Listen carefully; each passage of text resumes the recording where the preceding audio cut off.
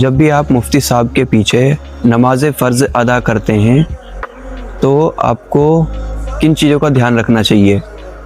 देखिए, मैं आपको बताना चाहूँगा कि जब भी आप मुफ्ती साहब के पीछे नमाज फ़र्ज़ अदा करते हैं, आपको इस बात का ध्यान रखना चाहिए कि आपको सूरह फातिहा नहीं पढ़नी है।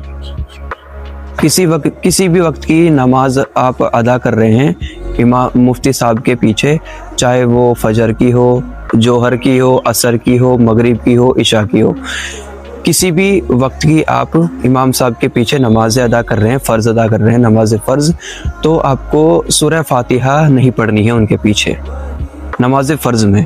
अगर आप अपनी सुन्नतें अदा कर रहे हैं, निफ़ल अदा कर रहे हैं किसी वक्त की नमाज की, तो आप जो है उसमें सूरह फातिहा पढ़ सकते हैं, सूरत पढ़ सकते हैं, अम्मा पारे की कोई सी भी, तो आप पढ़ सकते हैं। लेकिन अगर इमाम साहब के पीछे अगर आप नमाज अदा कर रहे हैं तो आपको सूरह फातिहा बिल्कुल नहीं पढ़नी है, चाहे वो किसी भी वक्त की नमाज हो। बहुत सारे हमारे भाइयों को इस बारे में नहीं पता होता है, इस चीज़ का आप खासकर ध्यान रखें। नमाज में जब भी नमाज अदा आप करें फ़र्ज़ मुफ्ती साहब के पीछे, तो खुद से जो है सूरह फातिहा नहीं पढ़ें। इस बात का आप नमाज में खासकर ध्यान रखें। बहुत सारे हमारे भाइयों को इस बात का नहीं पता होता है।